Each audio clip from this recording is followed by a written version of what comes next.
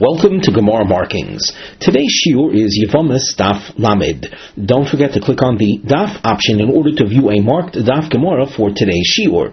If you are not fully familiar with our Gemara marking system and wish to benefit from its great rewards, it is essential that you study all of the introductory material accessed by clicking on the Learn the System option provided on the sidebar of our home page. If you're already partially familiar, you will benefit by clicking on the brief 4-minute introduction that is available here. Being that our system is a visual approach to the Daf Gemara, it is recommended that you print out the marked Daf Gemara before the shiur. If you wish to be in touch with us, we can be reached at gmarkings@gmail.com. We begin our shiur today at the top of Daf Lamed at the Mishnah.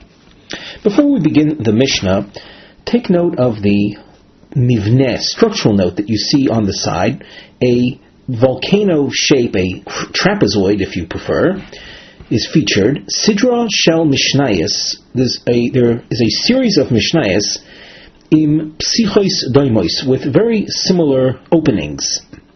The double underline is used havlotas tchilas seder ha'eruim, the beginning of the series of events. In each Mishnah, the Mishnah portrays an unfolding of events, and the double underline simply highlights the beginning of that phenomenon. In approaching today's daf, we may find ourselves doing some unconventional things in the initial presentation, but eventually we'll go through the daf keseder in its regular order. And this is in the effort to ease comparing different sections of the daf without a lot of interruption in the middle. Also, take note of the extensive use of the charts, as we have been using charts, diagrams throughout the Masechta. Today's shiur will be characterized by an exceptional attachment, we'll say, or dependency on these diagrams. So we open up the Mishnah, Shlosha Achim. We have 3 brothers, keeping one finger on the diagram that you can see on the side where the star appears, Ruvain, Shimon, and Levi.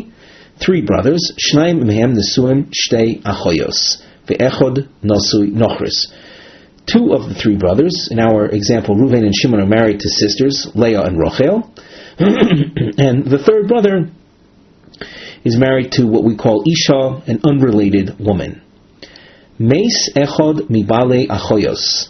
If one of the husbands of the sisters, so we have Ruvain, and you'll notice on our diagram we have a little 1 that indicates that's the first event. And also in the Mishnah, that's double underline. Here you see the beginning of the events. So Ruvain dies. V'kines nosui nochris es ishto. And on the chart, you can see, as a result of Ruvain dying, leaving no children, so Levi does Yibum. So he takes in, he's called the Nasi Nochris, he's the brother married to the unrelated woman. So Levi marries through Yibum Leah. Umes. So the 3rd stage is he dies. Levi dies.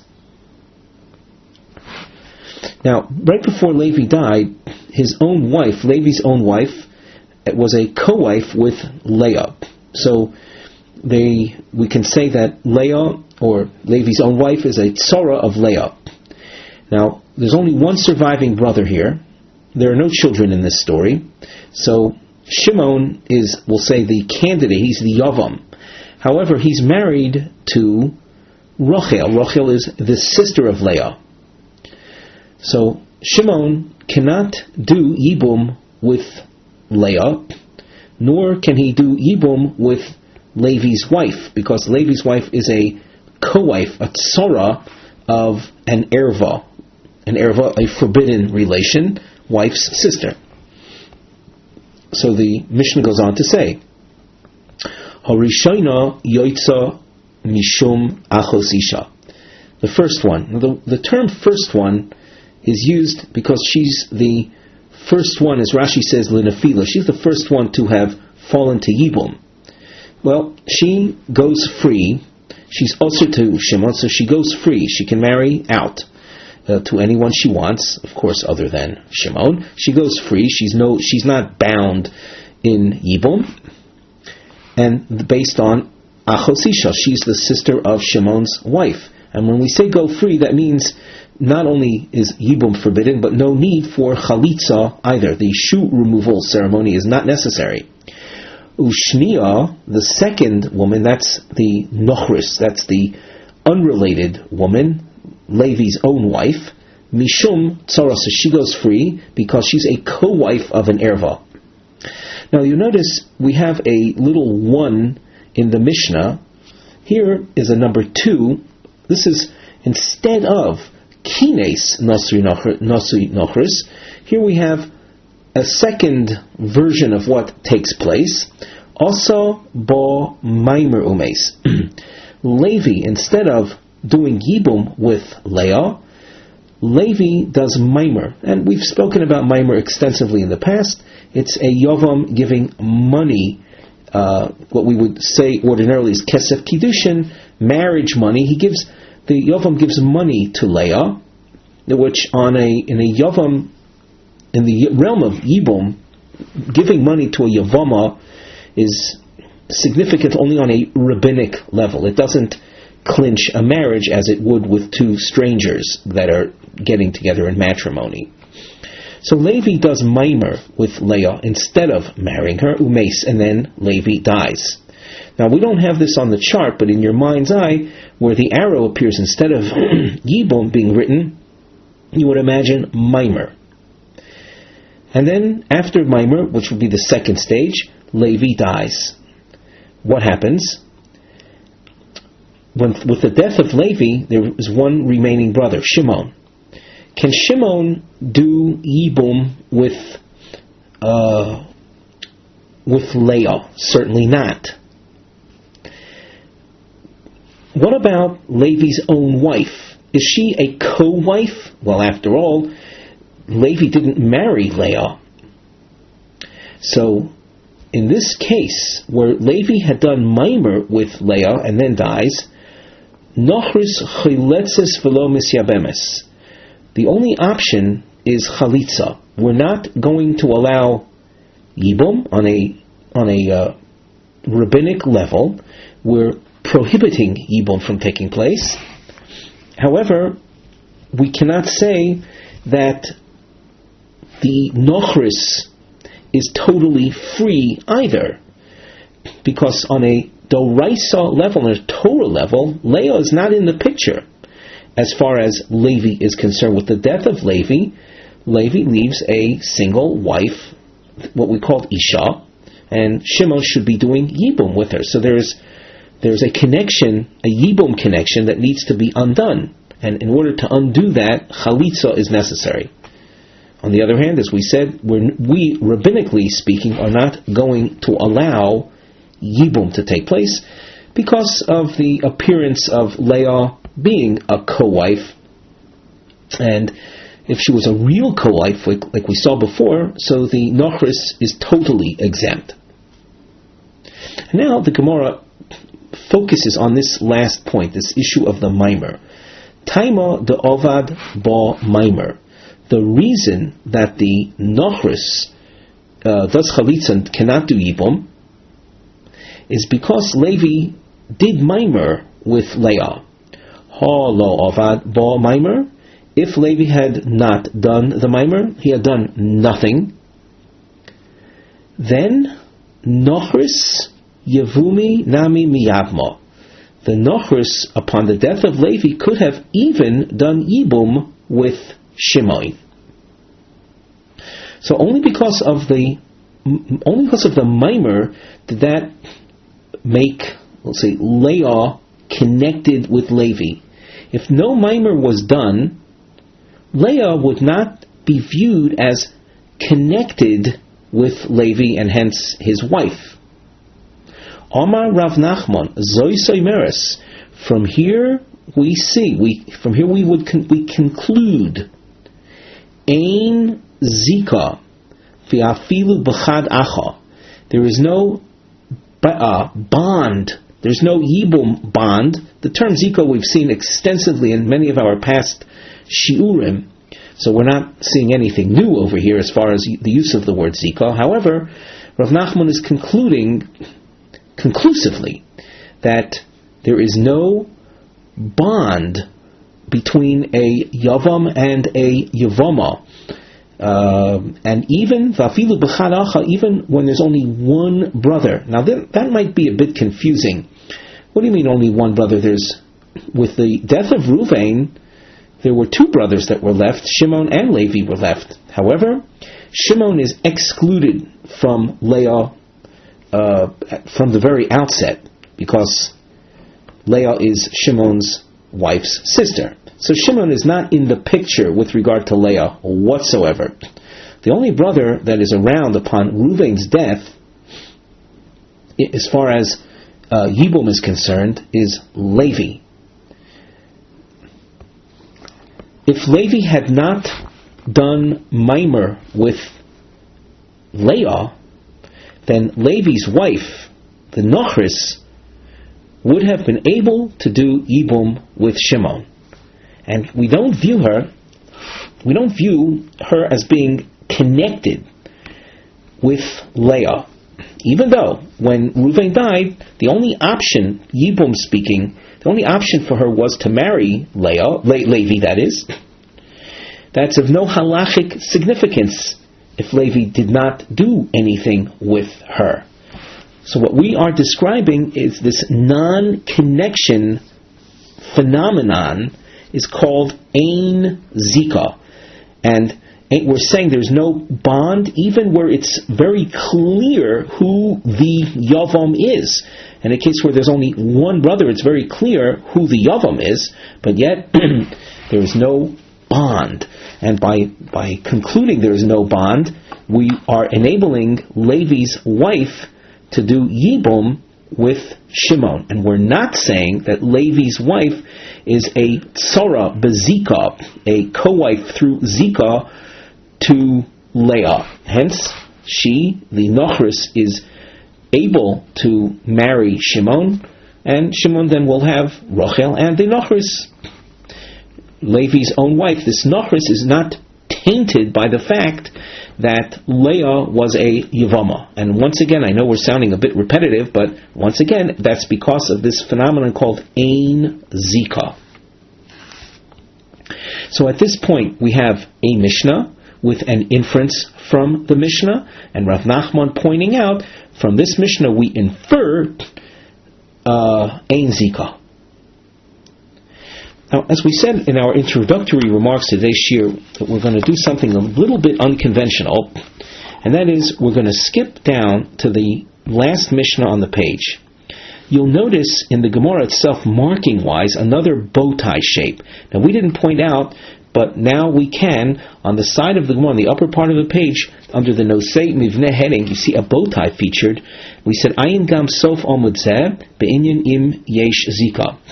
If you skip down to the fourth line from the end of the page, Rav Ashi appears, and he says, Zosimers yesh zika, that there is a bond, afilu betrei achi, even with two brothers. Even where it's not clear who the Yavam is, nevertheless, there is a legal bond called zika between the surviving brothers, and we say this in the plural, and the Yevama. Now, if you emphasize Rav Ashi, you come out concluding, based on the latter Mishnah, that Yesh Zika. Going back to the Mishnah we learned already with Rav Nachman's comment, you come out concluding Ein Zika. And these two opinions are rather extreme. Rav Nachman saying there is no Zika, there is no bond, even where there's only one surviving brother that's eligible for Yibum. Rav Ashi, on the other hand, is the other extreme. There is a bond even when it's not clear who the eligible brother is. There are two brothers. So what we'll do is we're going to learn the Mishnah at the bottom of the page, again beginning with the Shlosha Achim introduction. Shlosha Achim, and again, I hope everyone is together with us. We're skipping now to the bottom Mishnah. About 10 lines up from the bottom of the page, and there's a chart that accompanies this as well. Shloisha achim, shnai mehem nesuim shtei achoyos. You have three brothers, and I hope you can see that on the chart, Ruvain, Shimon, and Levi. Two of them are married to sisters, and you can see Rachel, Leah and Rachel. They're on the chart. Under Ruvain you see Leah, and under Shimon you see Rachel. V'echad Nasi Nachris, and Levi is married to an unrelated woman. And now the series of events begins. Giresh Echad Giresh Echad Mibali Achoyos Es Ishto Umeis Nasi Nachris. So here we look at the chart, and you notice number 1 on the chart. Ruvain divorces Leah. He divorces her, so she's not related to this family anymore. That's the first thing to take place. And the second thing, Umeis Nasi Nachris. Levi dies. At that point, Levi dying without children, at that second stage of events, there are two surviving brothers, Ruvain and Shimon. V'konso hamagaresh. Konso hamagaresh, you can see there's a 3. You see Yibum, 3, because at Levi's death, leaving no children, so his wife becomes a Yevamos, and Ruvain decides to take her in. So that next to Leah, you see Isha in parentheses, but Leah is no longer in the picture. So Ruvain is married now only to this Isha Nachris. Nachris means unrelated to the others. Umeis. So after stage 3, stage 4, Ruvain now dies.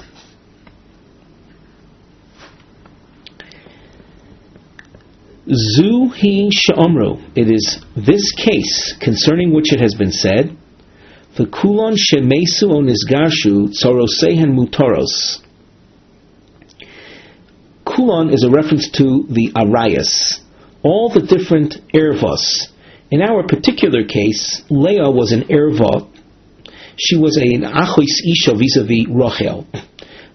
But the erva, Leah, she circled, she didn't die, but she's nisgarshu. She was cast out. She was removed. Sorosehem, so they're co-wives. Now, when we speak about a co-wife here, we're talking about the Isha. She wasn't a real co-wife, chronologically speaking, because Leah was out of the picture before Ruvain took in the Isha. But for the Mishnah's purposes, we're referring to the Isha as a co-wife. So she is muteres. Eventually you can see the next stage, the 5th stage, with the death of Reuven, Shimon can marry her. And we don't view her as a co-wife with Leah. And why not? Because Leah was removed. She was divorced at the very outset of this story. So now we look at the Gemara, and it draws an inference. Why is that Nachris, who was married to Reuven, why is she mutter to Shimon? So we said it already, but here the Gemara emphasizes and draws an inference. Taimo de giresh bi'achakach meis. The permission of the Isha, the Nachris, to Shimon is because Reuven first divorced Leah, and after that, that was the stage 1, after that, and only after that, Levi died. So that at no point was Levi's wife attached to Reuven while he was married to Leah. So the only reason that Levi's wife is mutter is that Leah was removed from the picture. When we said that the Levi's wife is mutter, we're saying mutter to Shimon. Why is she mutter to Shimon? Again, the reason is because Levi's wife was never in practice, never in actuality, a co-wife with Leah, because Leah was removed before Levi died. Avol, Mace, V'achar Girish. If we would change the order of events around, having Levi die first, and then in the number 2 position, Leah being divorced, there's a little chart that you can see that really is designed to accompany Rashi, but you can see that charted out right there, where Levi's death is number 1. At the point that Levi dies, he leaves 2 brothers. Who is the Yavam of Levi's wife? It's not clear. Could be Reuven, could be Shimon. It's not clear. But if Levi died first, as the Gemara goes on to say, V'achar kach giresh, and in the number 2 position, Leah is divorced, Asura, that Nachrus would be Asur eventually to Shimon. Why would she be Asur to Shimon? Because upon Levi's death, she becomes linked up, Zekuka. There's a Zika. A bond is formed. Upon Levi's death in the number 1 position, at that point, his wife, Levi's wife, is considered bound, connected to Reuven. It's true, there's also Shimon, 2 brothers. Even though it's not clear who the Yavam is, we nevertheless are viewing Levi's wife as being connected with Reuven. If we view her as that, that means she's a type of torah bezika, a co-wife through zika with Leah. Now, can Shimon, eventually when Reuven dies, can Shimon marry Leah? No. Why not? Because Leah is Shimon's wife's sister. Can Shimon marry a co-wife of Leah? No, that's a tzoras erva. Is the Nachrus really a co-wife? So we're saying, through Zika. Not in actual matrimony, because we don't see at stage 2, prior to stage 2, all that was formed was a Zika.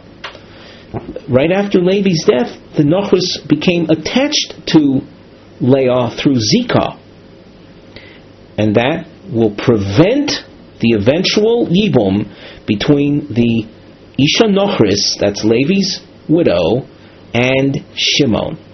Omar Rav Ashi, the Gemara continues and says, Zoy Someres, this leads us to conclude, Yesh Zika, Afilu Betrei Achi, that there is Zika.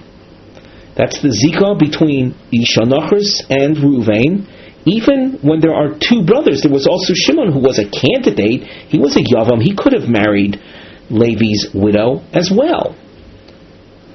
That, notwithstanding, forms a bond. A bond is formed. That's the Zika, even if they're 2 brothers. So now this conclusion is in diametric opposition to what was concluded above. So if you notice, we have a triangle, and this is explained on the side under the mivneh, Havlotas mivneh domeh. You're going to notice how the Gemara raises some questions. The first question, Ula Rav Ashi Kashya de Rav Nachman. Rav Ashi's conclusion here is difficult in light of Rav Nachman's conclusion from above, where above it's seen that the Isur of the Nachrus to Shimon was only because Maimer was done. If not for the Maimer above, if not for Reuven having made a move on the Nachrus, she would have been Muteres, because there is no bond between the, in that case it was Leah and Levi. There was no bond formed after Reuven's death. Had Levi not done Maimer. That is what was concluded above. So we concluded above no zika, and here Rav Ashi is concluding that there is zika. So Rav Ashi responds, Amar loch Rav Ashi, hu hadin, the same would apply, the afalgav, the law of Bo Maimer, nochus michlitz chalzo, yevumi lo miyavno. Rav Ashi, in referring to the top Mishnah, is telling us that even if Levi had not done Maimer with Leah, the only option upon Levi's death with regard to Shimon would have been Chalitza, no Yibum. And again, that's because of Zika. The wife of Leah, the wife of Levi, that is considered attached to Leah, even if Levi had not done any Maimer. V'hadikotani Maimer, the reason the Mishnah on the top featured Maimer was Lafuki mi Beis Shammai, to the exclusion of Beis Shammai, the Amrin, Maimer, Koine, Kinyan, Gomor. According to Beis Shammai, Maimer creates a full-fledged Kinyan. And if that would be the case, after at the top Mishnah, after Levi having done Maimer with Leah, that would make Leah a full-fledged wife of Levi, and therefore Levi's own wife would have gone free even without Chalitza. Kamash Malon de Lo Beis Shammai. So the agenda here, according to Rav Ashi, the agenda of this of the Mishnah at the top, which spoke about Maimer, was simply to the exclusion of Beis Shammai's approach. And just like we posed the top Mishnah as a problem for Rav Ashi, the bottom Mishnah of Lamed Amud Aleph, as you can see the Gemara at the top of Amud Beis, does the same thing. Ulu Rav Nachman Kashio de Rav Ashi. Rav Nachman, who had concluded there is no Zika, and that we concluded from the Mishnah at the top. We pointed out at that point only because Levi had done Maimer with Leah was there some form of, was there a connection was formed, but otherwise there would have been no connection. So what does Rav Nachman do with the Mishnah that Rav Ashi concluded from, that there is Zika? So the Gemara goes on, second line from the top of Amud Beis, V'chitema, you might say that hu hadin, as opposed to what we saw 5 lines from the bottom of Amud Aleph, where we said, we squiggle underlined a contrasting case, where it said avol. In the case there, had Levi died before Leah's divorce, then the Gemara had concluded that the Nochris would have been usher to Reuven. The Gemara here is turning around and saying, no, you might say, V'uchitema hu hadin dafilu meis v'achar kach kiresh, that even if first Levi died and only then Reuven had divorced Leah, Sarasa muteres, the Sarah, that means the Levi widow would have been muter to Shimon, because Ein Zika. If that were the case, Ela Zuhi Lemute Mai. The Mishnah at the bottom said that only in this case where Reuven had first divorced Leah was the Tzora Muteres. Here we're saying not only in that case, but even if Levi died first and then Reuven divorced Leah, the Tzora would still be Muteres. So that what is the Zuhi, the limitation expression, or the exclusionary expression of that bottom Mishnah coming to do? The Mute Mai. What case would we say that Tzara is Usher? We're saying not only, according to this supposition, not only in the case where Reuven first divorces Leah, but even if after Levi's death Reuven divorced Leah, still that co-wife, that Isha, would be Muteres to Shimon. So what is the Zuhi coming to exclude?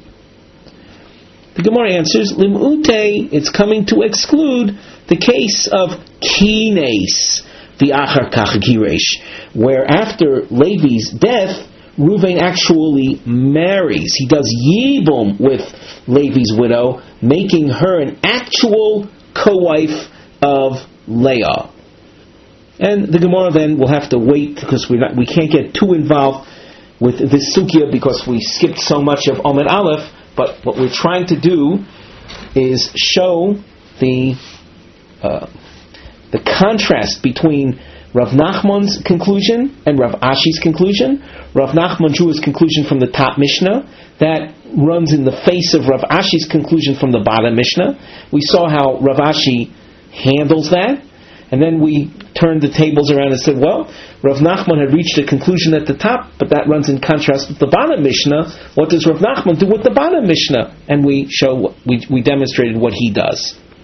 However, as we said, we left off in the middle, but that was all in the interest of showing this particular problem, contrast, contradiction, and subsequent resolution. That having been said, let us go back to the second Mishnah on the Daf. We're at the upper part of Daf Lamed Omen Aleph. Again, a chart. Shloisha Achim. There are three brothers.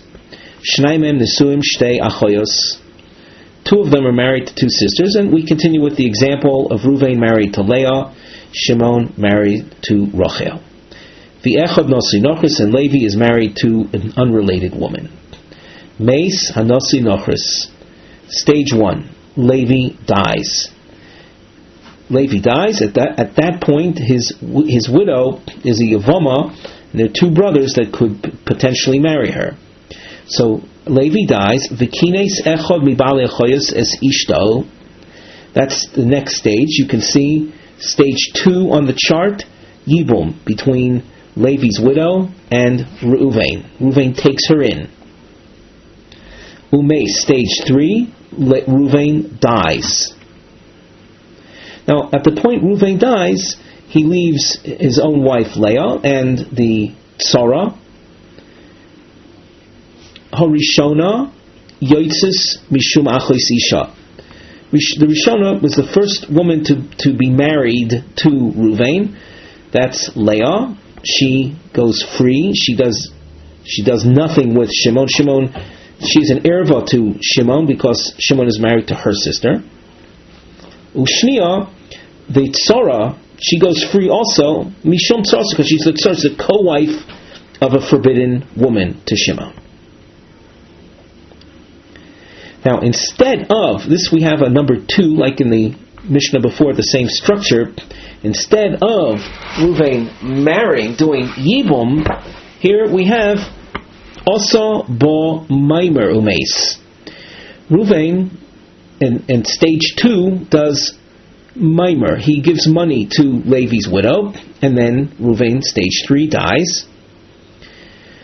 So now, is Levi's wife a co-wife of Leah? Not 100%, maybe on a rabbinic level. So the Nochris Chayletzis Velomis Yabemis. Because of this rabbinic bond, we can't let her go free entirely. So there's on a Doraisa level, the Isha, the Nochris, is bound to Shimon. There's a mitzvah of Yibum to be done on a Doraisa level. So in order to break that Doraisa bond, Chalitza is necessary. However, we do not allow Yibum. The Gemara asks, Ha Su Lomoli. What does this Mishnah tell us? What does it tell us that I didn't know from before? Hainu Hach. This second Mishnah is essentially the same as the Mishnah before. Not only that, but it's anticlimactic. Hashta Uma Hosam. In the first Mishnah, Da'achois Isha Havyot Sora Lanochris. The Achos Isha was subsidiary to the Nochris. Let's go back to the first Mishnah, just at the chart. Just go to the chart itself. What did we see in that case? After Reuven's death, instead of doing Yibum, Leah was given Maimer by Levi. So Leah is being brought in. In that sense, she's subsidiary. So in a subsidiary state, nevertheless, the Gemara continues, Amris Nochris Asura. Let's read that again. That line again. Uma Hosam. Da'achoisi Shahap Yotzora Lenochris. Amris Nochris Asura. Leah in that first chart was a subsidiary woman to Levi and his wife, because she was being brought in from the outside. She was brought in as a Yevamos, but only through Maimer. And yet, in that subsidiary state, she prohibits the widow of Levi eventually of doing Yibum with Shimon. So in a subsidiary state, she affects the Nochris. Hacha, the Nochris havya tzora li'achois isha lo kol shekain. Here in the second Mishnah, and again you can look at the chart, where the Isha, the Nochris, is subsidiary to the Erva, to Leah. Leah is an Erva vis-a-vis Rachel and Shimon and Rachel. So where she is brought in through Maimer, and she is a subsidiary, all the more so Leah will affect her, will prevent the Nochris from doing Yibum. This Mishnah then is totally unnecessary. Just to repeat, if I had the first Mishnah, I could figure out the halachas in this second Mishnah. In the first Mishnah, where as a subsidiary, the Erva ruins the Yibum chances of the Nochris, where the Erva is the mainstay, certainly she will ruin the Nochris' chances of eventual Yibum with Shimon. So why do we have this Mishnah? The Gemara answers, Tana, Hach Tana Beresha. In truth, chronologically in the development of the Mishnayos, this second Mishnah was actually taught first. V'hach Chazyo Lehetero V'Sharya.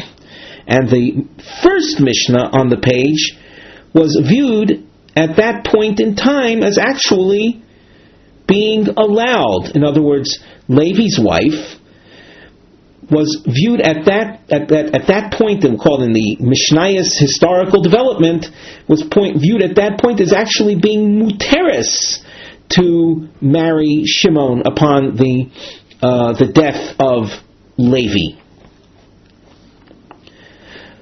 And why is that? The reasoning, as we said already, in the second Mishnah on the page, that's obvious that where the Nochris is brought in through Maimer as a subsidiary to the Erva ruins the Nochris' chances of doing Yibum with Shimon. But where the Nochris is not subsidiary, but the Erva is subsidiary, so she's being brought in through Maimer. When Levi dies, leaving his real wife, it was felt that she can do Yibum with Shimon. The Erva as a subsidiary doesn't taint the status of Levi's wife. However, the Gemara goes on, V'hodar chazya le'isura, and then it was viewed as also being prohibited. Namely, the case at the top where the Erva was subsidiary, but Maimer was done between her and Levi. Levi brought her in through Maimer, so that was viewed subsequently as also prohibiting the Nochris from eventually doing Yibum with Shimon. The Aidi de Chaviva lei Aktimo, and since it was beloved, Chaviva was dear to the authors of the Mishnayos. It was Aktimo, it was placed first, it was given precedence or preeminence in the order of the Mishnayos as they're presented. However, the original teaching remained in its place. Umishna lo zaza mimakoma. What we have as the second Mishnah on the page originally was really the first teaching, it remains in its place. So that it's on our page, the second Mishnah appears as second Mishnah, but really it was the first Mishnah, and that which is at the top was a subsequent revelation, but it was placed ahead of the original teaching because of this phenomenon that's called chaviva. It's a chiddush. It's something that you didn't think of immediately. It's a novel point, and hence it was given preeminence. We continue with another case. Shloisha achin, shnayim mehem nesuim shtei achos ve'echad nasi nochris. Again, we see there's a chart with a single star next to it. So you have three brothers, Reuven, Shimon, and Levi. Reuven and Shimon are married to sisters, and Levi married to an unrelated woman. Meis echad mibale achoya. So, stage 1, Reuven dies. V'kines nasi nochris es ishto. Stage 2, there's Yibum. You see that the nasi nochris, Levi, takes in Leah, and hence you can see why Leah's name appears in parentheses next to Isha. At the point that Reuven died, Leah, it should be very clear, was eligible only to Levi. Shimon was forbidden in doing Yibum with Leah. That's Shimon's wife's sister. So we said stage 2 is Levi did Yibum with Leah.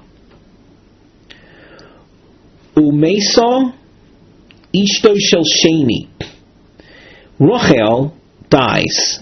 The ishto shel sheni. The sheni is the second brother of the two brothers married to two sisters. Well, so the ishto shel sheni, that's Rachel in our case. That's stage 3. She dies. V'achar kach meis Nasui Nochris. And then stage 4, Levi dies. In all of these cases, of course, there are no children. Upon Levi's death, the only surviving brother is Shimon. Can Shimon do Ibum? Hare zu asura olav oilomis. The possibility of Shimon doing Yibum here is forbidden permanently. The Leah, you see, at this point that Levi dies, Leah is no longer the sister of Shimon's wife because Shimon's wife is already dead. But at the point that Leah became a Yevamos, she was usher to Shimon. As the Mishnah says, Leah is usher forever, Hoyel v'nesra olav shal achas. Since for a moment, that means when Reuven died, Shimon could not have married her because he was still married to Rachel, so she remains usher forever.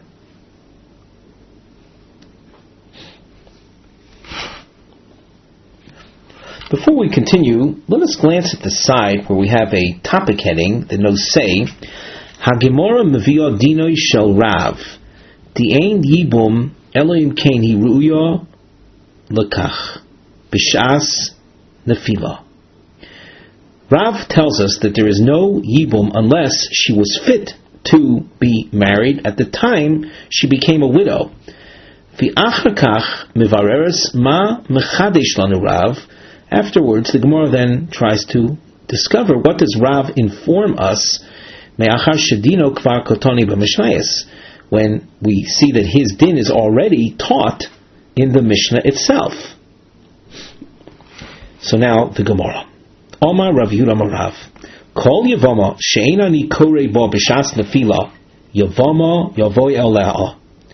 Any Yevamos concerning whom I cannot apply the verse that says that the Yavam will marry her, Hare he ke'eshes ach sheyesh lo bonim v'asura. If at the time she becomes a widow, she is prevented from mitzvahs yibum, even though circumstances change later on, that initial label sticks, and she is simply viewed as a sister-in-law, an eshes ach, the wife of one's brother who leaves children. Of course, in our sugya there are no children that are left, but it's this halachically, it's legally the same as if children were left. And of course, if a man dies leaving children, his wife is strictly forbidden to his surviving brother.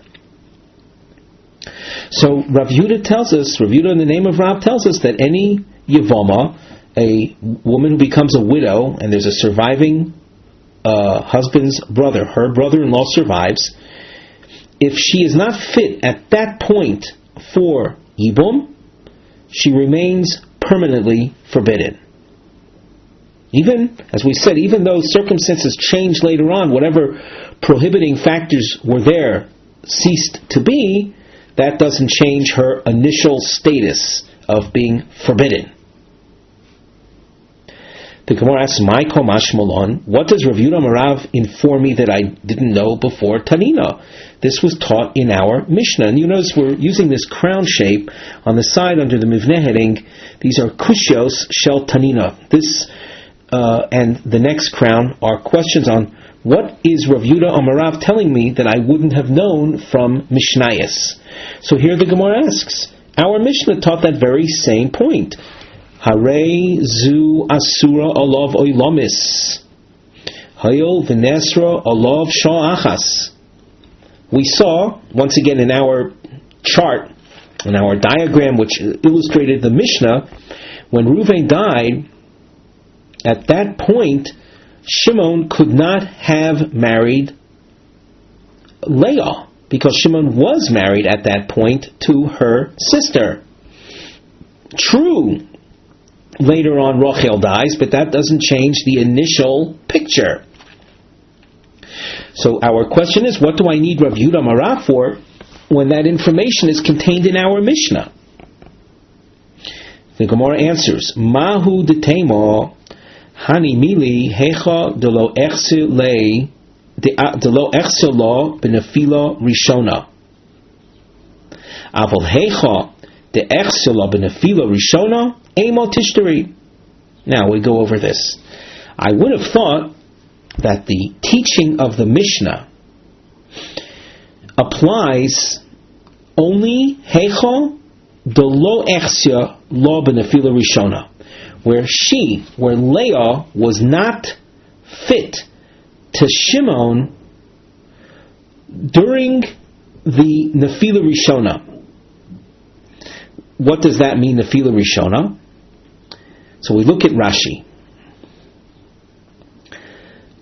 Rashi is found on the upper half of the page. B'nefila rishona, kol zman nefila rishona hoiso ishtoi kayemes shehi achosa. That as long as she was still in a widow state, her sister was alive. So I would have thought that the prohibition of Leah to Shimon is limited to a situation where, as long as Leah was a widow from the initial nefila, from Reuven's death, her sister was alive. In other words, the Nosi Nochris, in our case Levi, took in Leah before Rachel died. However, we continue in the Gemara, however, imagine a case where after Reuven dies, Shimon's wife dies before Levi takes her in. That means during the initial widowhood of Leah, her sister dies. So I would have thought that maybe under those circumstances, eventually when, after Levi dies, Leah will be muteres to Shimon. Because, just to repeat, because during her initial widowhood, the preventing factor ceased to be a problem. Her sister died. So Rav is telling me that even under those circumstances, Leah is permanently forbidden to Shimon, and that being because when she initially became a widow, at the moment she became a widow, her sister was still alive. The Gemara asks, Nami Tanina. This point of information is also found in Tanaic sources. And here we have a Mishnah from later on. Shnei Achim, Nisuim Shtei Achoyos, two brothers married to two sisters. Meis Echod Mehem, let's just say Ruvain and Shimon are married to Leah and Rochel respectively. Ruvain dies. V'achar kach meisa ishtoi shel sheni, and after Ruvain dies, then Rochel dies. Harei zu asura olav oilomis. Leah remains forbidden to Shimon. Hoil v'nesra olav sha'achas, because she was forbidden for a moment. So we see here that even though during her initial widowhood the preventing factor ceases to be, that does not cause permission for Yibum, does not allow Yibum.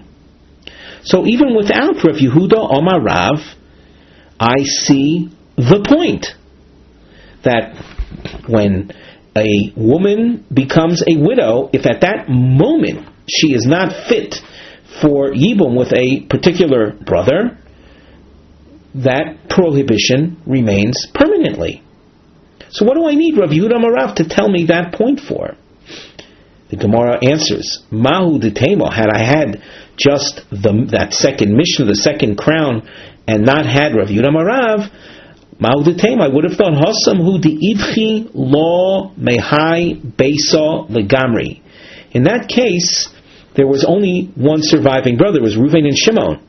And at the point of Ruvain's death, so Leah, the widow, could not marry Shimon. She was cast out of that household, out of that family. Beisa is a family completely cast away.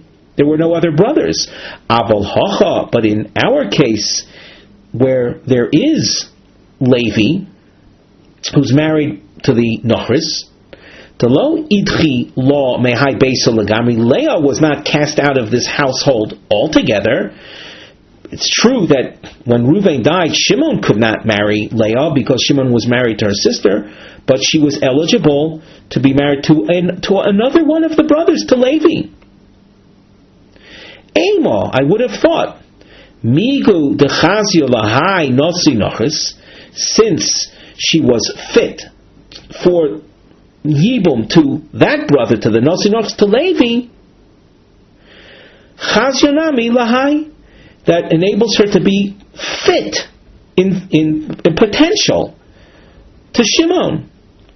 Namely, that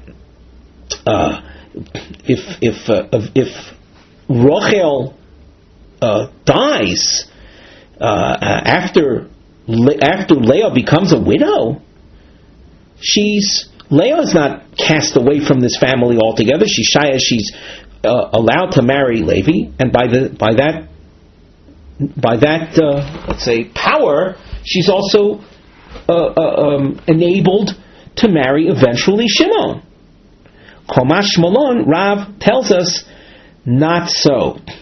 Once again, even in a case where she's not cast out of the family, since at the initial point of becoming a widow, Leah was unable to marry Shimon, the fact that somewhere along the way Shimon's wife, who was, we'll say, the prohibiting factor, dies, that does not create permission for Leah to do Yibum with Shimon. Because of the rule, any Yevamo that I cannot apply the pasuk of Yevamo, Yovo Eleo, that Yibum can be done at the point she becomes a widow, she remains permanently prohibited to that particular brother-in-law. And now we continue with the next Mishnah. This we are going to go through again as if we didn't learn it before. But as we saw earlier, what we're going to be doing is we're going to be raising the question of Zika. Is there Zika or not? And as we saw at the top of the page, Rav Nachman coming to a conclusion regarding the matter, saying that from the Mishnah above, we are concluding Ein Zika. Here we have a Mishnah, Shlosha Achim, Shnai Mehem Nesuim, Shtei Achoyos, Ve'echad Nosui Nochris. Use the chart again, even though we did this before. You've got Ruvain, Shimon, and Levi. Ruvain and Shimon are married to sisters Leah and Rochel, respectively, and Levi married to an unrelated woman. Giresh Echod Mibale Achoyos es Ishto. In our chart, we have a stage 1, Ruvain divorces Leah. So that's the first thing that happens. Leah is removed from the family before any shailus of Yibum even get off the ground. None of the brothers die. Leah is removed. Umeis Nosui Nochris.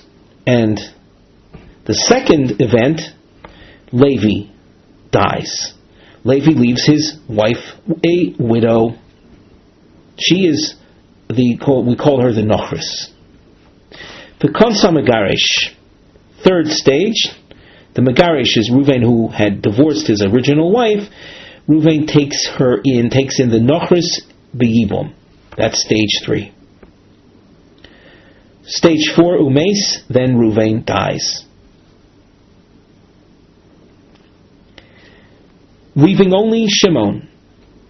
Shimon is able to do Yibum. With whom? With his brother's wife. Who's his brother's wife? The Nochris. That's Ruvain's wife. At the point of Ruvain's death, Ruvain was married to the Nochris. Ruvain dies, leaving no children. The Nochris does Yibum with Shimon. Zuhi Shomru. It's in this case that we say, V'kulon shemesu nizgarshu. In all cases of ervas, there are 15 forbidden women featured at the beginning of the Masechta. They're called the ervas. Where any of the ervas either dies or gets divorced, tsarosehen mutaros, the co-wife is then allowed. So now, once again, I know that we did this earlier in our shir today, but some time has lapsed. Is the Nochris a co-wife of Leah in truth? Well, no. Leah was divorced at the very outset. Before any Yibum questions came up, Leah was removed from the picture. The Gemara says, Taimo de giresh v'achakach meis. The reason the Nochris is muteres in a Yibum setup, the reason she's allowed to do Yibum, is because the Erva, Leah, was removed from the picture before Levi died. Avol meis v'achach giresh, if Levi died first, and then leaving a widow, that widow would not be allowed to eventually do Yibum with Shimon. Why not? Because at the point that Levi dies, if he dies first, a bond is formed between Isha and Ruvain, who's married to an Erva vis-a-vis Shimon. So if Levi died v'achar kach giresh, and then Ruvain divorces Leah, Asura, the Nochris will be Aser to Shimon. Omar Ravashi, Zosomeres, from this we see, Yesh Zika, that there is a bond. There's a bond between the Nochris and Ruvain. Hafilu B'Treach, even where there's another brother who was also eligible for Yibum. Shimon could have done Yibum with Levi's widow as well. So even though it's not clear who the Yavam is, we say there is a bond formed. And that bond would make the Nochris Levi's widow, as a co-wife of Leah. And as such, even though Leah might be divorced afterwards, she's stuck with the label of co-wife of Erva, and where Rav Ashi is medayik, that once that label is stuck to a woman, co-wife of Erva, she remains that way, and then eventually when Reuven dies, Shimon cannot marry that nochris.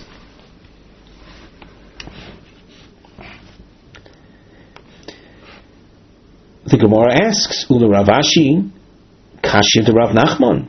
According to Rav Ashi, that concludes from the Mishnah that there is a bond, does that conclusion hold up against what Rav Nachman concluded above?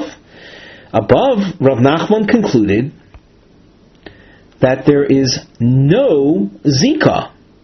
If you recall, in that first case, we're going back to the chart at the top where Reuven died. We said that eventually Leah would be usher to Shimon, but only because Levi had done maimer with Leah, making Leah and Levi's wife the Nochris co-wives. And not only is Leah usher, well, Leah is obviously usher to Shimon, but the co-wife is usher to Shimon. And why? Only because Levi had done maimer with Leah. Had he not done anything? When Levi dies, we said at the top, Shimon could have done yibum with Levi's widow, showing us that there is no bond. In the absence of any action, no yibum, no maimer, there's no bond. So is that not a problem for Rav Ashi? Omar loch Rav Ashi, who adin, the same prohibition would apply between Levi's widow and Shimon. The afalgav de lo ovad bo maimer, even if Levi had not done maimer with Leah,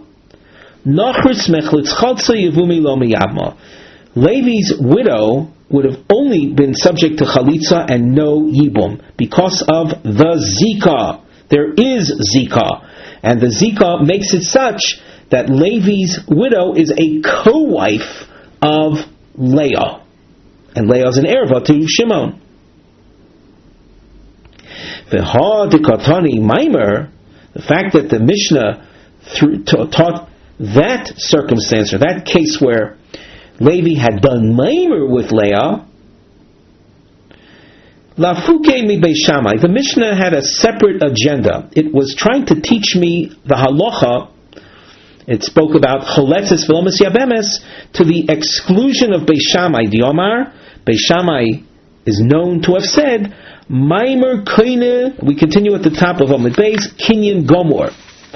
Now by saying Maimer koine kinyan gomor, that means that Levi's, at the top Mishnah, Levi's maimer with Leah would make Leah like a complete wife, and Leah's own original wife is a co-wife of an erva, and as such, now kinyan gomor would mean that upon Levi's death, the nochris would go free without even chalitza. Komash malon delo kebeis Shammai. The Gemara here at the top of Lamed Amud Beis tells us that we conclude unlike Beis Shammai, namely Levi's widow needs chalitza to release her, and that the maimer that Levi did with Leah did not create a full-fledged bond, a full-fledged marriage.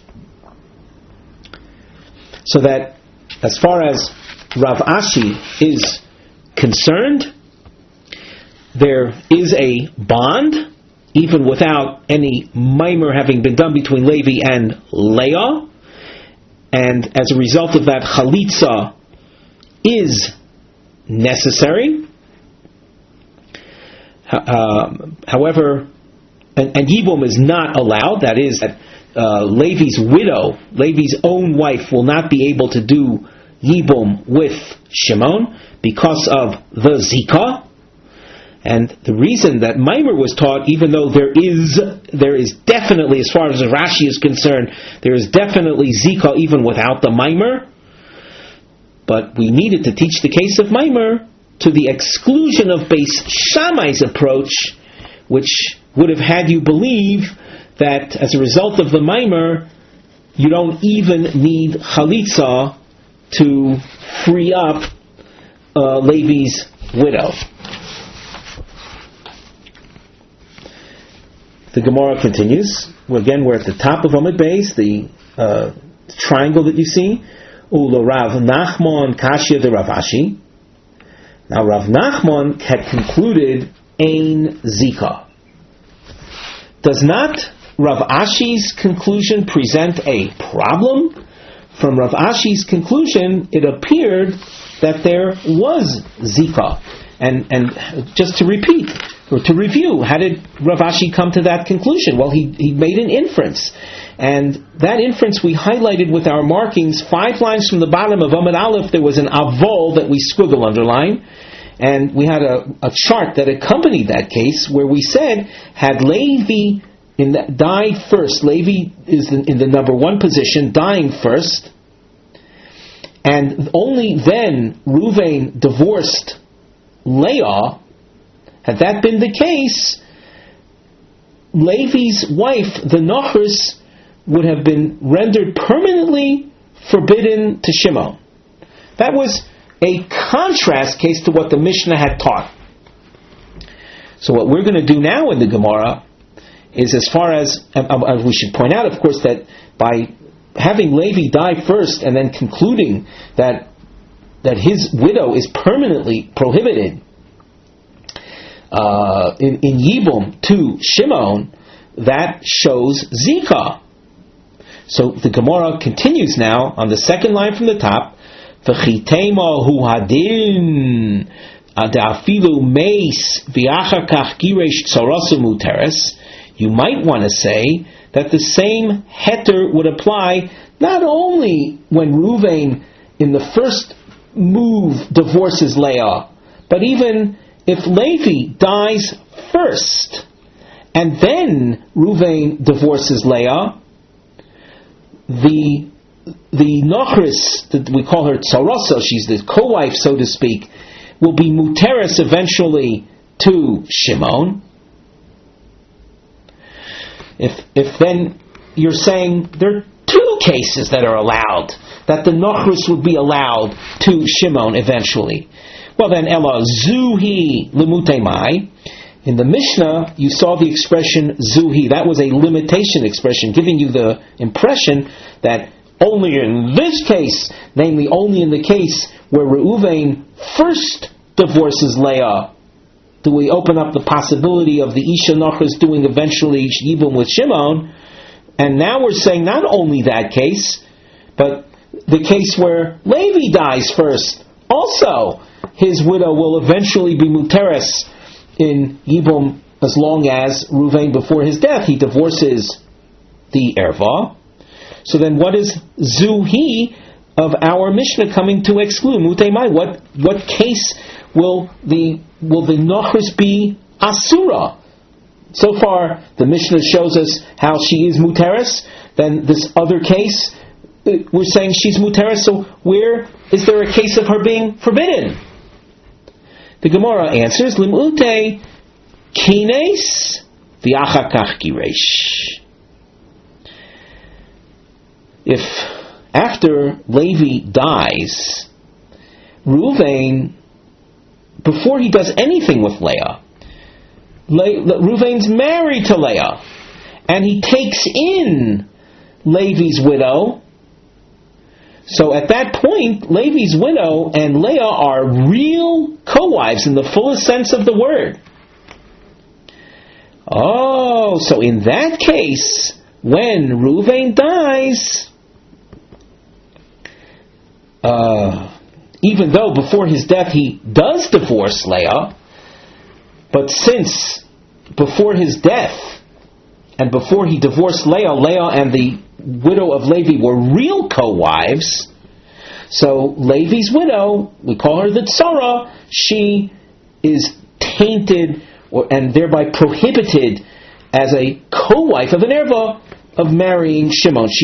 How is she a co-wife of an erva? Because Shimon is married to Rachel, and Levi's widow was a co-wife in the literal sense with Leah, so she's a tzoras erva, and therefore she's usher to marry Shimon in Yibum when Ruvain dies.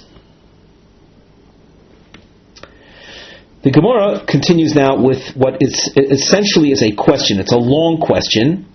The Gemara says, Ha nicha isavar lo kurabirmia. This explanation that Rav Nachman is giving will be fine, will be good if he holds like Rabbi Yirmiyah. Now here, the Gemara itself is rather brief. It's rather abbreviated. It's referring to sugyas that we learned a long time ago in the Masechta. Before we go on in the Gemara, I think it will be beneficial for us to look over a note that we have in the margin that we call taktsir. This is a brief overview of a number of different scenarios, most of which we've already seen, and we're analyzing throughout this discussion the connection between the Nochris and Reuven. So under the Taktsir heading, we've written Ha'im HaNochris Niyat Soras Leah. Do we say that the Nochris becomes a co-wife of Leah? Nafkamina in Bamisas Reuven Tia Muteres L'Shimon. This whole analysis has halachic bearing on the question of the permissibility of the Nochris upon the death of Reuven to the Yibum with Shimon. Efsharios Shonos. We have different possibilities. The first, Giresh Reuven es Leah v'acharav meis Levi. That's we'll call it the most obvious case of permission, where Reuven removes the erva, he divorces Leah, and only then Levi dies, so that Leah is removed from this family picture before any of the brothers die. That's the clearest situation of, let's say, non-connection between the Nochris and Leah. Next case, Meis Levi v'achakach giresh Reuven es Leah, where Levi dies, the Nochris becomes a widow, and then Reuven divorces Leah. So in that case, which we've discussed already as well, the Nochris is not an actual co-wife of Leah. Before Reuven does anything, he divorces Leah. However, the Nochris has already become a widow. Another case, Meis Levi dies Kines Reuven es HaNochris. This is the case we most recently saw, where after Levi dies, Reuven takes in the Nochris while he's married to Leah, v'achar kach giresh Reuven es Leah. And only after the Nochris becomes a real co-wife, then Reuven divorces Leah. Yesh litzayin b'mikre ha'acharon ha'nochris hoysut tzarasa shel Leah. As we pointed out, in this last case, the Nochris was an actual co-wife with Leah. B'shas nisuin, at the time of the marriage, avolo b'shas misa shel Reuven. But she was not a co-wife, the Nochris was not a co-wife at the time that Reuven died. So it's true that the Nochris was a co-wife, but she wasn't a co-wife at the time she became a Yevamos to Shimon.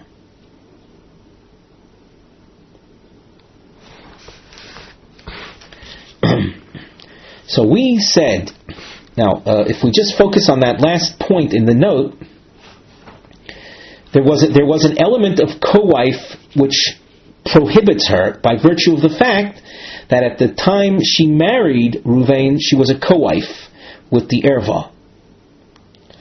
One might, however, analyze co-wife tzora status not based on initial marriage, but based on the story, the situation at the point the husband in question actually dies, where the yibum shaila sets in. And here we're talking about the yibum shaila vis-a-vis Shimon. You can possibly say that yibum status is determined not at the point of initial marriage, but rather at the point of the death of her husband. If you say that, so at the point that Reuven dies, Leah is no longer married to Reuven. So that the Nochris is not a Tzoras Erva. Because Tzoras status is determined only by the point of death. So now we go back to the Gemara, and we had said on the third, fourth line from the top, our Mishnah that describes a heter of the Nochris to Shimon was not limited to the case of the Mishnah itself, as Rav Nachman would have you believe, but even in a second case, where first Levi died, and then Reuven divorced the erva. So then where is a case of the Tzoras erva being usher? So we said on the fourth line from the top, that's only where after Levi dies, Reuven marries the Nochris and only then divorces the erva. So the Gemara says, that is fine, ha nicha, that works out, that answer works out. Sovar law, if Rav Nachman holds Reb Yirmiyah, like Reb Yirmiyah's approach in resolving contradictory mishnayos. The Omar Rav Yirmiyah said, Tavra misha shanazu lo shanazu. He who taught one mishnah did not teach the other mishnah. And here we're being a bit brief. Rashi points out that this is a discussion we saw in the first parak. If we look together at the Rashi, Hanicha Yisavar lo Rav Nachman Reb Yirmiyah, Yomar bePerek Kama, Ki Raminon Ha Masnisen, when we raised a seeming contradiction between this Mishnah that said Dezuhi, the Memayit, that excluded from Heter, Kines Ulabasov Giresh, where if, using our example, if Reuven married the Nochris and only then divorced the erva, the Nochris remains asura. So that's one position. Ahahi de Katani against another Mishnah which said V'kulon in this Garshu Tzorosen Mutaros V'afagav de Kines Usav Giresh. The other Mishnah says that any time the erva is divorced before the death of the husband, so the co-wife is muteres, even though there was kines u'l'sav giresh, even though Reuven took in the Nochris and only afterwards divorced the erva. The Omer Rabbi Yirmiyah Tavra. So that if you, as far as Rabbi Yirmiyah is concerned, how do you paskin in a case of kines u'l'sav giresh, where you took in the Nochris and made a co-wife out of her, and only then was the erva divorced? So one Mishnah indicates that kines u'l'sav giresh it doesn't help the fact that he divorced the erva before his death, and the other Mishnah says that it does help that he divorced the erva before his death, because only misam apeles. So then we can say, let's continue in our Gemara text. So if Rav Nachman holds like Rabbi Yirmiyah, that says that with regard to the issue of kines u'b'sof giresh, it's a machlokas tanoim. V'hai tana sovar misam apeles. The Mishnah in the first parak would hold that only at the time of death, if they are co-wives, is she forbidden. V'hai tana sovar nisuin harishonim apilin. And our Mishnah holds that the initial marriage is what establishes her her tzara status, her co-wife status, co-wife as an erva.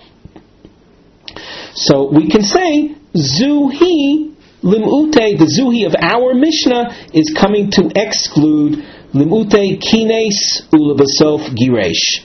That in fact, since Nisun Rishon Mapilim, the initial marriage of the tzara to Reuven, while Reuven was still married to Leah, to the erva, that establishes co-wife status.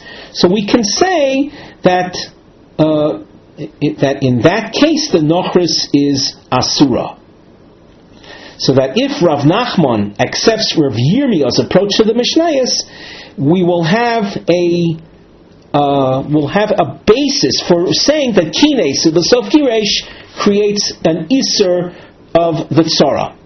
And then the Zuhi of our Mishnah is saying as follows, that the cases we saw where Levi dies first, and certainly a case where Reuven first divorces Leah and then Levi dies, those cases the nochris is muteres, because she was never actually a co-wife.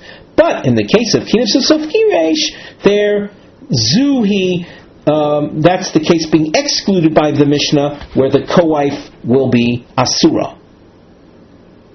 Eloi sovar lo kerova. However, if Rav Nachman holds like Rava, that only misa mapeles, diomar liolam chad tanahu, the two Mishnayos that we saw referred to in Rashi, where we had our triangles in Rashi, those two Mishnayos are really authored by one Tana. V'zu v'ein tzorach lomar zu kotoni. That in the case of kines u'lebesof giresh is mutter, and I don't have to tell you that giresh u'lebesof kines is muteres, that even that case is mutter. Well, let's say that again. That the case of kines, where she becomes an actual co-wife, or the nochris becomes an actual co-wife to the erva, she'll be muteres. And certainly a case where the erva is divorced first and then Reuven takes in the nochris, so that all of these cases are mutaros. So zuhi limute mai. Where is there a case of the tzara being forbidden? So that if Rav Nachman holds like Rava's analysis of those Mishnayos, I don't have a case of divorce, a case involving divorce, to be excluded. All of the cases of divorce, we find the tzara as being muteres. So what will our Mishnah be coming to exclude? What case of divorce will our Mishnah be coming to exclude? Al korchoch Rav Yirmiyah's relay. So therefore we have to say that Rav Nachman, in his analysis of the Mishnayos, goes like Rav Yirmiyah, not like Rava. Now the Gemara asks, Ula Rava. Rava holds that co-wife status is established only at the point of death.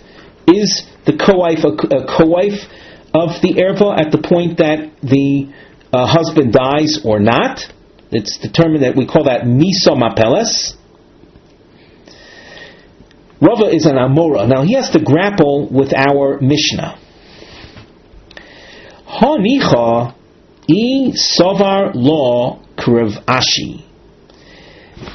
Things will work out well if he holds like Rav Ashi. Now Rav Ashi was featured at the bottom of Lamed Amud Aleph, who concluded from our Mishnah that Yesh Zika. So, and if Rava holds like Rav Ashi, then Zuhi, the case of our Mishnah that is excluded, Limute will come to exclude. Again, let's just go over the point here that our Mishnah features a case where the nochris that is Levi's widow, eventually will be muteres to do yibum with Shimon.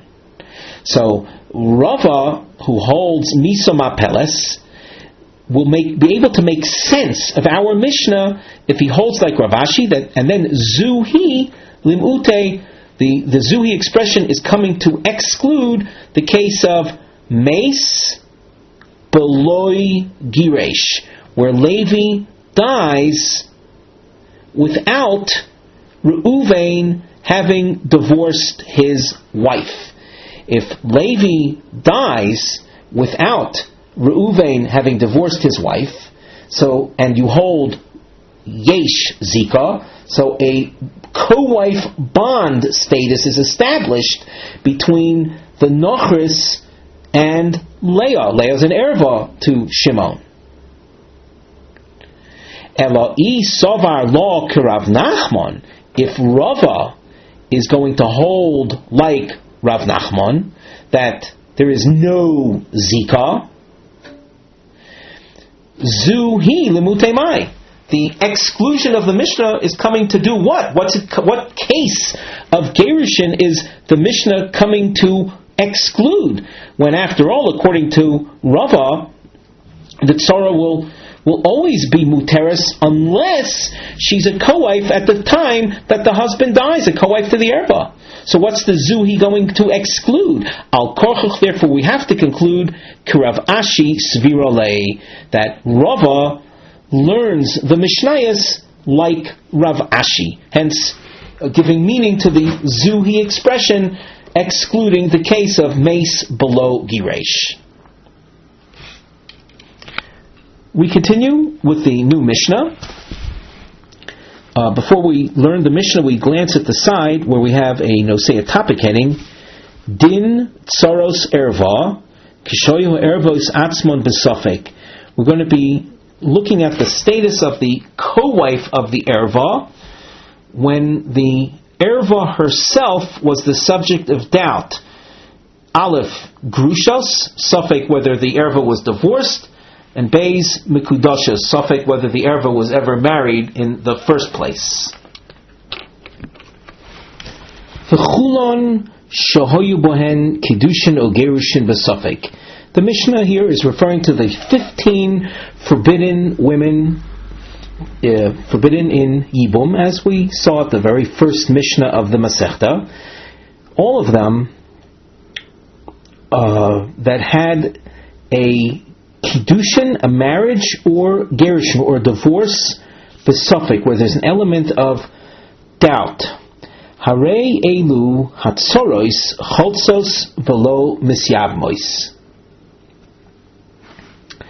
The co-wives will then do chalitza, but no yibum. So we have to imagine keeping things as simple as possible. You have Reuven and Shimon. Imagine that Reuven has two wives. One is we'll call it an outside woman, an unrelated woman, and he also married his niece, Shimon's daughter.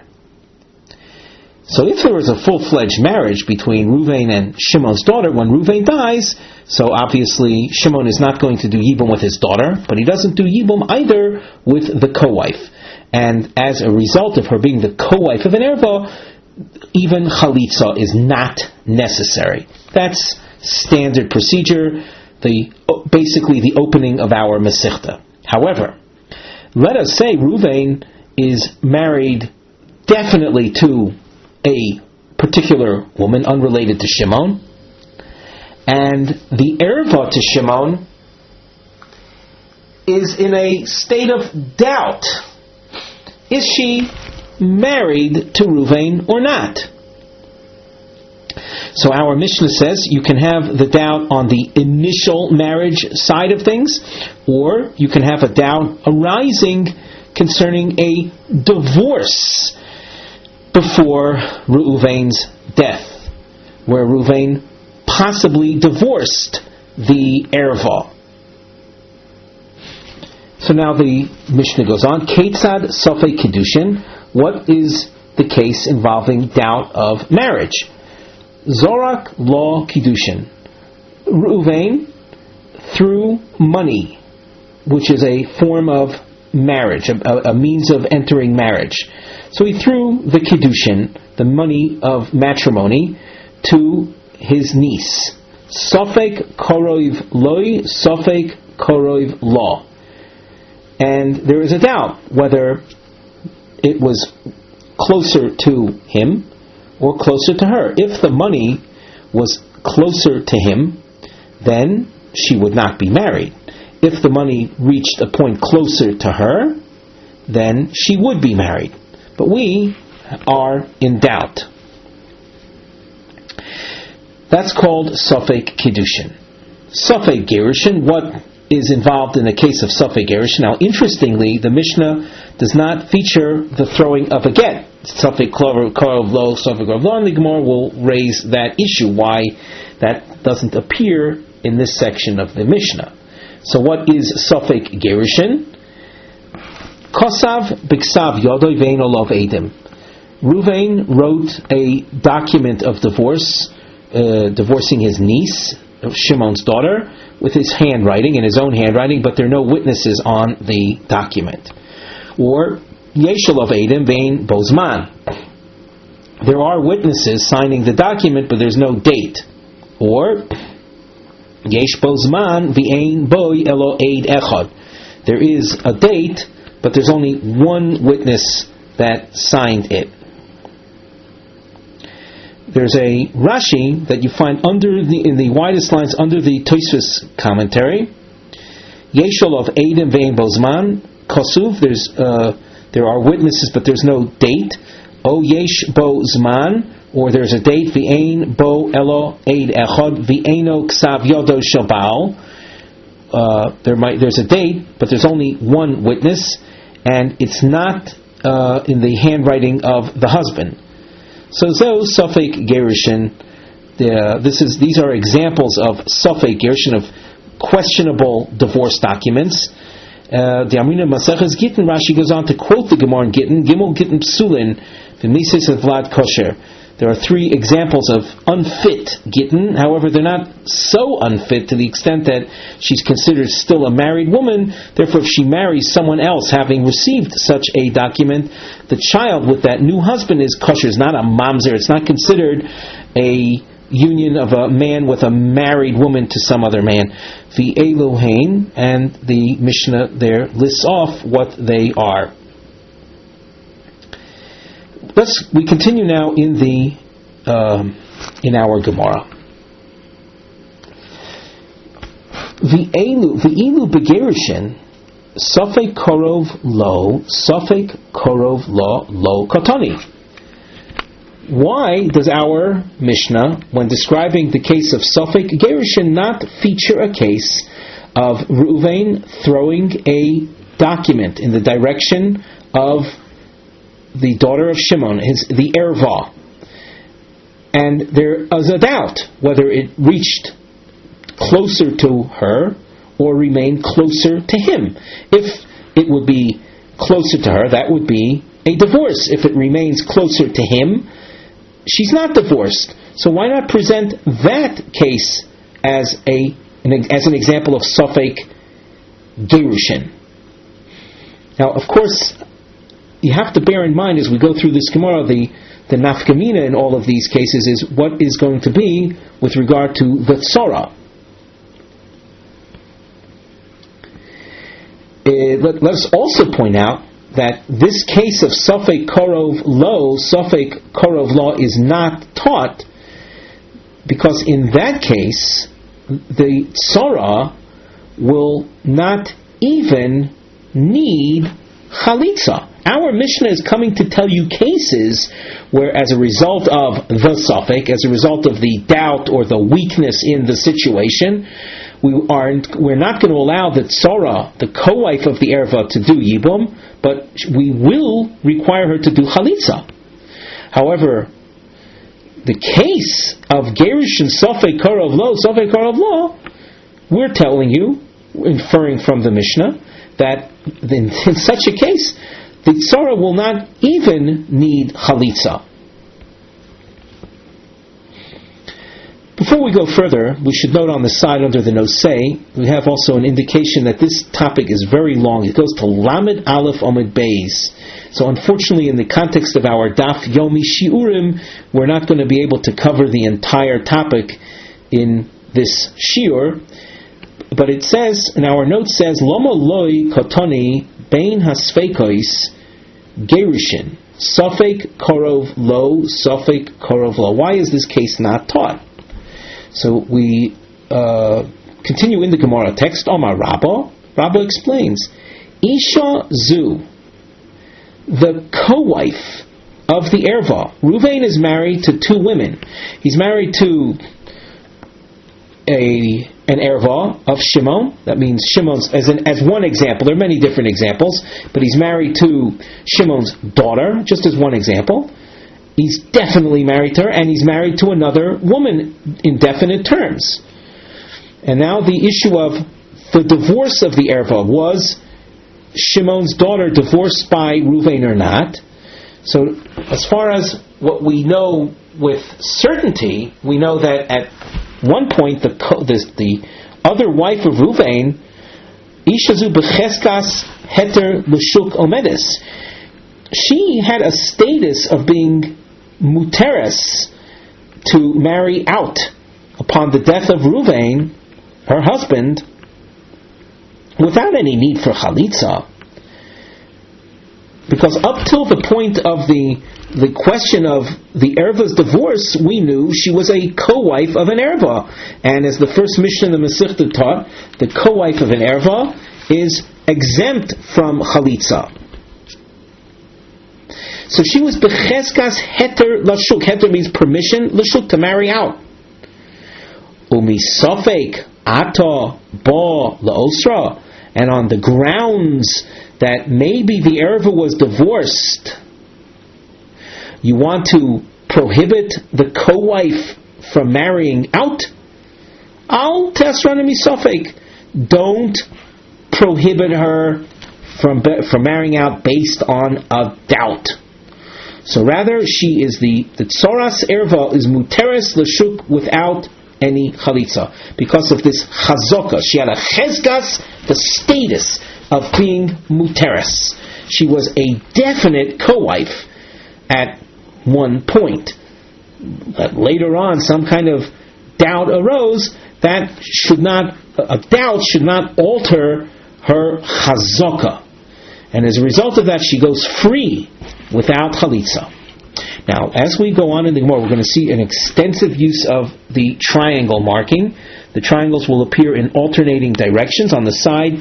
Under the mivneh, we call this a ma'akav, an attempt to keep track of a give-and-take style Gemara. The triangle point facing upwards, kushos, they represent questions. The inverted triangle, shuvos, responses. The Gemara. Omar le Abaye. Abaye addresses Rabba. Ihochi b'kiddushin nami nema. With regard to the issue of kiddushin, why not use the same type analysis? Isha zu, the tzora, the co-wife, b'cheskas heter liyavam omedes. She was known to be a full-fledged wife of Reuven. As far as the erva entering the picture, that was a doubt. Umisafek ata bali oisra, and based on a doubt that maybe the erva married Ruvain, you're going to prevent the co-wife of doing yibum. Al tisran misafek. Don't aser her. Don't prevent Ruvain's other wife, the co-wife, from doing yibum. Gemara answers, well, there's a difference. Hasam l'chumra. Our approach to kiddushin is a stringency. The stringency, in other words, there's a chazaka. Yes, there's a chezkas heter, but we're allowing the suffix to impose a stringency, a limitation. No yibum. We're saying that tzara does not do yibum.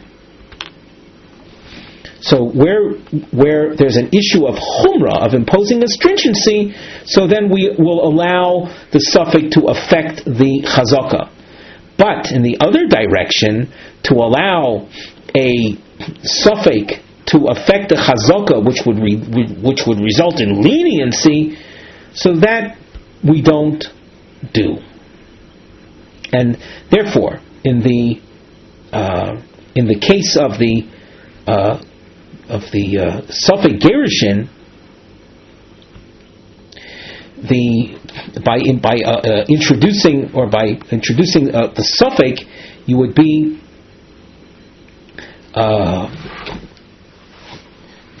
be affecting this. We'll call it affecting this in the direction of leniency, and as it's been said, that we must avoid. And as we said, with regard to the case of the get, the suffix in the get, we were preserving, we'll say, the stringency of not allowing her to do yibum. We were freeing her to the shuk, total avoidance of yibum. In the case of the kiddushin, we are preserving stringency we're imposing stringency by allowing the suffix to affect the status of her having had a status being mutter to the co-wife being mutter to do yibum. We're allowing the suffix to alter that and impose a restriction. The Gemara asks, "Are you so sure?" So they have the Abaye asking back, "Are you so sure that this is pure stringency?" Hi, chumra the asi lidei kulahu. By insisting on the co-wife doing chalitza, you're actually leading to a situation of leniency, of actual aveira.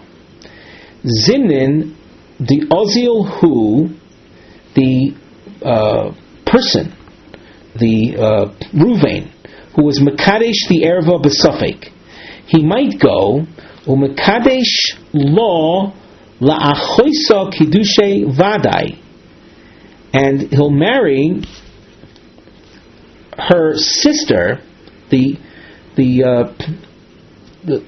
sister of the erva, a kiddushay vadai, a definite kiddushin. Vinami, another situation. Zimnin de osa acher umekadesh lo l'dida kiddushay vadai. Or, after the suffix kiddushin having been done, some outsider will come and marry the erva with a kiddushay vadai, making her, let's say, a definite husband-wife. V'kevon di osar lo mor l'tzora li'avumi, and by our prohibiting the co-wife of the erva from doing yibum, Amri, people will say, de kamo kiddushin, ude basra lav kiddushin, that the first marriage, which we thought was doubt, was a real marriage, and that the second marriage is not a marriage at all, because in the case of an outsider coming and marrying the erva, he in effect would be marrying an eishes ish, a woman, the erva, who was really married to Reuven. And how are people coming to that conclusion? By the fact that we're preventing Reuven's brother Shimon doing yibum with the tzara on the grounds that she's a tzaras erva, the erva having been married to Reuven. So by the fact that we're preventing the tzara from doing yibum, this legal mess up is going to result. The Gemara continues at the top of Lamed Aleph Amud Aleph. Kevon de komatzrichis chalitza, since we are requiring the co-wife to do chalitza, meida yadi, people will know the chumra bi'almahu, that our whole approach here is one of stringency. Rashi says at the top, Kevan de kamatzrichis chalitza latzora meida yadia meida yadi de kiddushay the bas ochiv, the marriage to the erva, to the daughter of his brother, lav kiddushin, wasn't a real kiddushin, because of the doubt. V'hai delo misyabemes tzorasa, and that which we're not allowing the tzora to do yibum, chumra bi'almahu. It's a mere stringency. In other words, there's letter of the law. The tzora had a cheskas heter yibum. As far as what the public is going to think, what we said a chumra that osi lidei kula, since people see that the tzora is required to receive chalitza, so the fear of the public's, we'll say, misconception will not result. The Gemara asks, "Ihochi gerushinami lisni." Why not teach the case of Sofek Korov law with regard to divorce? V'litzrucha chalitza, and then require the co-wife to do chalitza, umeida yadi, and people will know the chumra bi'almahu, that this is we're applying a stringency, and they're not going to come to think that the erva was fully divorced. And with that in mind, people not coming to think that there was a full divorce with the erva, so then the fear that we had before of coming to allow yibum would not apply. The Gemara says, but that's not true. Im ata omer choletzes, if you're going to impose chalitza, misyabemes, people will think that under similar circumstances, yibum could have taken place.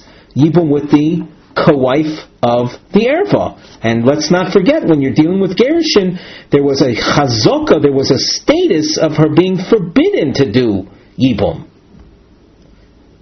The Gemara asks, well, hochanami, if you're saying that in the case of gittin we don't teach that because the chalitza would not be a fail-safe mechanism, because if we say chaletzes misyabemes, hochanami, here too in the case of kiddushin, im ata oimer choletzes, if you're going to insist on the co-wife doing chalitza, misyabemes, yibum could happen, and you'll have a matzav, you'll have a situation of a sofek tzoras erva doing yibum, and you don't want that. The Gemara says, let it be v'tisyabeim v'ein bekach klum. In the case of kiddushin, with the issue of the sofek, the worst case scenario is that the co-wife will do yibum. That is not a problem. Achazoko kokaimo. There we are establishing her upon her original status. She was, don't forget, she had a status of being muteres to the yavam. There was only a suffix did the erva ever enter the picture in kiddushin to begin with. So in the case of kiddushin, we can afford to take our chances and teach the case of sofei korov lo, sofei korov law. And it's true, we don't really want yibum to take place, so we insist on chalitza. But if people will get the idea that since chalitza is done in a similar case, yibum could also be done, that wouldn't be the end of the world, because in the case of sofei kiddushin, the co-wife had the status of being muteres, shedecheskas heter yibum. The Gemara raises a question. You notice this is a long question. Eisvei Abaye. Here is a Tanaic source involving a collapse of a house and people getting killed. Nofal habayis olov v'albas ochiv. A house collapsed on a husband and on bas ochiv. So if we have Reuven and Shimon, we have Reuven is married to his brother's daughter, and Reuven was also married to a co-wife. We have a little chart on the side, you can see this. And Reuven is killed in this house collapse together with one of his wives, and there's a co-wife that remains. However, v'ein yodua eze mehen meis rishon. We don't know who died first.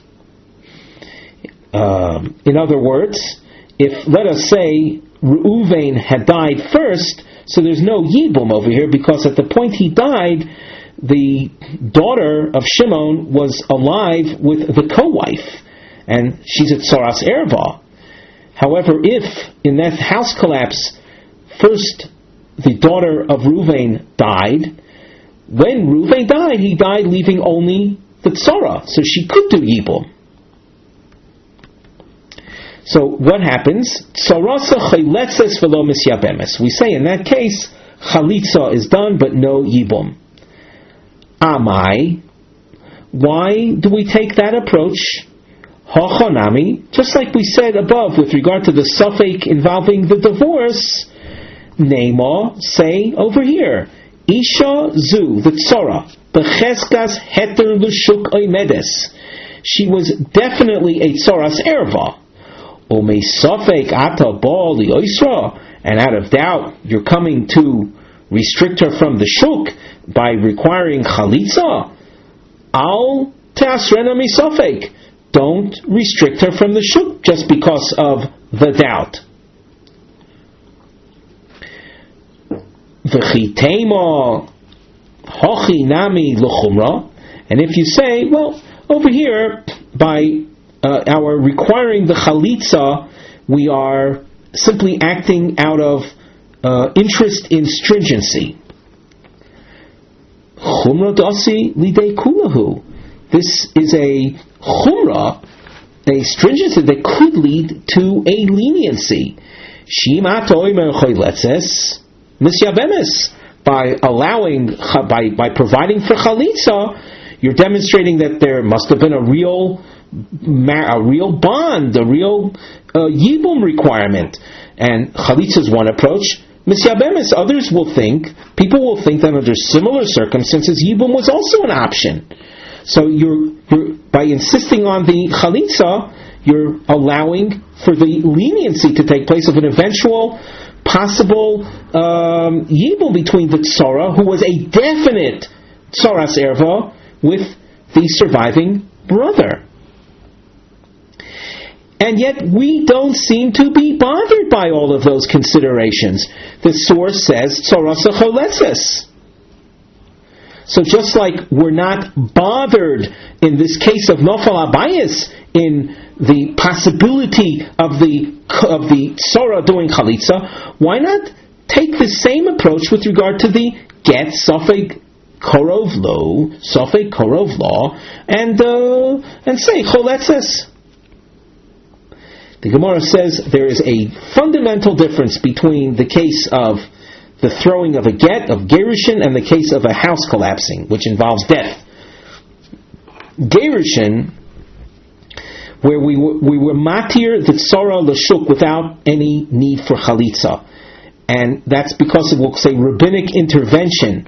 Gerushin d'shchichi, gerushin, divorces which are, relatively speaking, more common. They're more common than house collapses. Gozru behu rabbanan. The rabbanan made a gzeira, don't do chalitza, because if chalitza is done, it could lead to yibum. In other words, the fear the fear is greater, or we should say, rabbanan impose restrictions or preemptive measures, protective measures, when you're dealing with common circumstances. Mapoilis, the lo shchichi, house collapses are not common. Lo gozru behu rabbanan. The rabbanan did not intervene, and therefore they said that tzora does chalitza, And we're not worried because it's an uncommon case. We're not worried about that worst case scenario of Yibum taking place with the tzara. Inami, another difference, Gerushin, in the case of divorce, the kaimo erva, the chomuchach. The erva is here. She's standing. You can prove things. V'tzarasa kamatzrichis lo chalitza, and we would require the tzara to do chalitza. Amri, people will say, Kamu be Rabbanon begita, the Gita ma'al Yehu. The fact that we're requiring the tzara to do chalitza, the rabbis measured the proximity of the get to the receiver, and they determined that it was a real get. It reached closer to the erva, and the erva was divorced. The asu liibumi litzara, and because of the ability to come to conclusions, because all of the players are still there, and we see chalitza required, people will think that yibum of the tzara could also be done. Mapolis mi kamu b'rabbanan b'mapolis, but with regard to a house collapse, you can't. There's no means of determining who died first. So people aren't, by the fact that we require chalitza in that case, people aren't going to come to the conclusion that the rabbis had achieved some type of definitive information, and people will realize there's a built-in unresolvable element of doubt, and the fact that we insist on the tzara doing chalitza will not lead people to think that yibum is an option. Now, as we mentioned before, this sugya is very long, and we're in the context of the Daf Yomi schedule of learning, so unfortunately we haven't completed the whole back and forth discussion. We're leaving off in the middle of a discussion. Mitzvah Shem, our hope is we'll be able to pick this up with some degree of clarity next time. But before we conclude, let us remind you that if you wish to be in touch with us in order to access marked Gemaras, we can be reached at gmarkings@gmail.com. With that, we conclude our shiur for today.